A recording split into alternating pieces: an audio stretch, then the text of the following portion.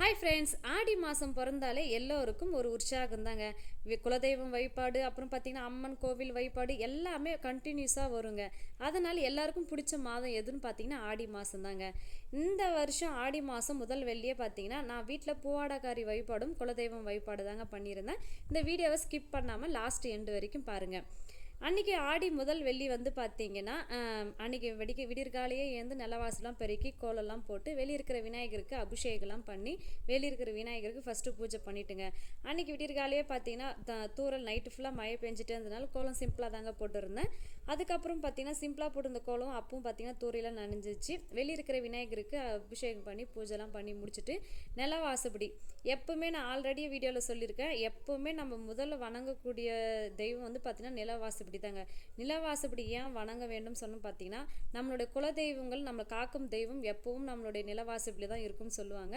அதனால நிலவாசப்படிக்கெல்லாம் ஃபஸ்ட்டு பூஜை பண்ணணுங்க. அதுக்கப்புறம் பார்த்தீங்கன்னா நிலவாசப்படிக்கெல்லாம் பூஜை பண்ணி முடிச்சுட்டு என் வீட்டில் இருக்கிற என்னுடைய குலதெய்வத்தை அலங்காரம்லாம் பண்ணி முடிச்சுட்டுங்க. அலங்காரம் பண்ணுறதுலாம் வீடியோ எடுக்கணும்னு நினச்சேன், ஆனால் எனக்கு டைம் இல்லை. அதனால் நான் அதெல்லாம் வீடியோ எதுவுமே எடுக்க முடியல. கிச்சனில் வந்து பார்த்திங்கன்னா அன்னபூர்ணியம்மா தாயாருக்கும் அங்கேயும் தீபம் ஏற்றி பூஜைக்கு அங்கேயும் பண்ணி முடிச்சாச்சு. கிச்சன் ஒர்க்கும் படையல் செய்கிறதுக்கு எல்லாமே ஸ்டார்ட் பண்ணி படையலாகவும் செஞ்சுங்க. அதெல்லாம் என்னால் வீடியோ எடுக்க முடியல. நான் என்னென்ன படையல்லாம் செஞ்சேன்னு பார்த்தீங்கன்னா, சாப்பாடு, கொட்டை குழம்பு, வாழைக்காய் பொரியல், வடை, பாயாசம், சக்கரை பொங்கல், கேசரி, இது எல்லாம் தாங்க பண்ணியிருந்தேன். குலதெய்வம் கோயிலுக்கும் பிரசாதமாக எடுத்துன்னு போகிறதுக்கு கேசரியும் சக்கரை பொங்கலும் சுண்டலும் தாங்க நெய்வேத்தியமாக எடுத்துன்னு போயிருந்தேன். என்னுடைய குலதெய்வத்துக்கு இன்றைக்கி பொங்கல் வச்சு ஆடி முதல் வெள்ளியே பொங்கல் வச்சு வழிபடுறோம். அங்கே வந்து பார்த்திங்கன்னா எங்களுடைய பங்காளிகள் எல்லோரும் சேர்ந்து தாங்க நாங்கள் குலதெய்வத்துக்கு பொங்கல் வைப்போம். அதுக்கும் நான் எல்லாமே ரெடி பண்ணிவிட்டு அதுக்கப்புறம் வீட்டில் வந்து பார்த்திங்கன்னா பூவாடக்காரின்னு வந்து பார்த்திங்கன்னா நம்ம வீட்டில் முன்னோர்கள் யாராவது சுமங்கலியாக இறந்துருந்தாலோ இல்லை கன்னி பெண்ணாக இறந்துருந்தால் அவங்களுக்கு இந்த ஆடி வெள்ளியில் ஒரு வெள்ளி பார்த்திங்கன்னா அவங்களுக்கு ஆடையை வச்சு மஞ்சள் குங்குமம்லாம் வச்சு பூலாம் வச்சு அவங்களுக்கு வீட்டில் பூவாடக்காரி வழிபாடு பண்ணணுங்க. இது போல் நீங்கள் யாரெல்லாம் பூவாடக்காரி வழிபாடு பண்ணுறீங்கன்னு சொல்லி எனக்கு கமெண்ட் பண்ணுங்கள். அதுக்கப்புறம் பார்த்திங்கன்னா வீட்டில் பூஜைலாம் பண்ணி முடிச்சுட்டு குலதெய்வம் கோயிலுக்கு பொங்கல் வைக்க கிளம்பியாச்சுங்க. குலதெய்வம் கோயிலுக்கு போயிட்டு அங்கே வந்து பார்த்திங்கன்னா குலதெய்வம் கோயிலுக்கு எல்லோரும் பொங்கல் வைக்க ஸ்டார்ட் பண்ணிட்டாங்க. நான் வந்து பார்த்திங்கன்னா போயிட்டு அபிஷேகம்லாம் பண்ணி எல்லாமே அங்கே ரெடி பண்ணிவிட்டு லாஸ்ட்டாக எனக்கு இந்த முறை ரொம்ப எனக்கு சந்தோஷமாக இருந்தது. வேப்ப மரத்தில் அம்மாவுக்கு முகம்லாம் உறைஞ்சி அதில் கண் மலர்லாம் வச்சு ரொம்பவே நான் பார்க்குறதுக்கே ரொம்ப அந்த அளவுக்கு அந்த அம்மா காட்சி அளித்தாங்க.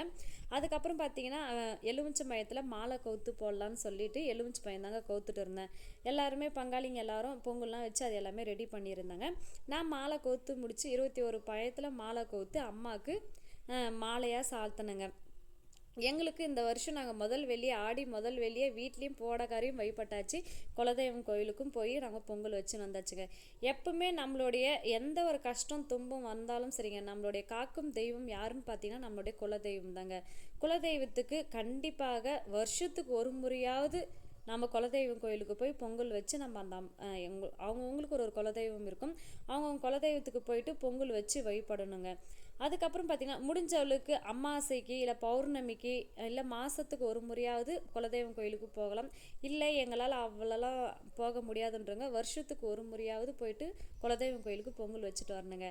எங்கள் அம்மா பாருங்கள் எந்த அளவுக்கு அவ்வளவும் பார்க்குறதுக்கு எனக்கு அப்படியே மனசு ரொம்ப நிறைவாக இருந்தது. எங்கள் வீட்டு குலதெய்வம் அம்மா எப்படி அலங்காரம் பண்ணியிருக்குன்னு சொல்லி நல்லா இருக்கான்னு சொல்லி எனக்கு கமெண்ட் பண்ணுங்கள். அப்புறம் பார்த்திங்கன்னா எல்லோரும் பொங்கல்லாம் வச்சு முடிச்சுட்டு அதுக்கப்புறம் நெய்வேத்தியெல்லாம் எடுத்து வச்சு பூஜை பண்ண ஸ்டார்ட் பண்ணியாச்சுங்க. பூஜைலாம் பண்ணி முடிச்சுட்டு அதுக்கப்புறம் பார்த்திங்கன்னா சாமிலாம் வரும். சாமிலாம் வந்த பிறகு அருள் வாக்கெல்லாம் கேட்டு முடிச்சுட்டு அதுக்கப்புறமா அங்கேருந்த நெய்வேத்தியங்கள் எல்லாருக்கும் பிரசாதமாக நாங்கள் மாற்றி கொடுத்துக்கிட்டு எப்பவுமே குலதெய்வம் கோவில் வழிபடும் போது நிச்சயம் நம்மளுடைய குலதெய்வம் நம்மளுக்கு துணையாக இருக்குங்க. எந்த ஒரு தெய்வம் நம்ம விரும்பி நம்ம வணங்கினாலும் நிச்சயம் குலதெய்வம் வழிபாடு நிச்சயம் அங்கே பண்ணணுங்க. அதுக்கப்புறம் குலதெய்வம் கோயிலில் பொங்கல்லாம் வச்சு முடிச்சுட்டு அதுக்கப்புறம் எல்லோரும் கிளம்பும்போது பார்த்திங்கன்னா அந்த அம்மா தீப ஒளியில் அந்த அளவுக்கு காட்சி அளித்தாங்க. அதுக்கப்புறம் பொங்கல் கூட எடுத்துக்கிட்டு நானும் வீட்டுக்கு வந்துட்டுங்க.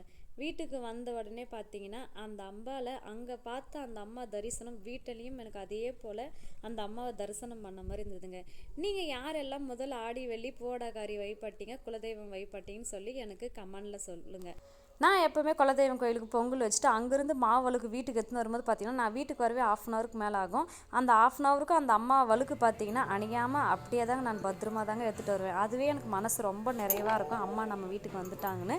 அதுக்கப்புறம் வீட்டுக்கு வந்துட்டு பிறகு அம்மா கூட இருந்து நல்லா ஃபோட்டோஸ்லாம் எடுத்து என் மனசு ரொம்ப மகிழ்ச்சியாகவும் சந்தோஷமாக இருந்ததுங்க. இந்த வீடியோ உங்களுக்கு பிடிச்சிருந்தா தேங்க்யூ ஃபார் வாட்சிங்.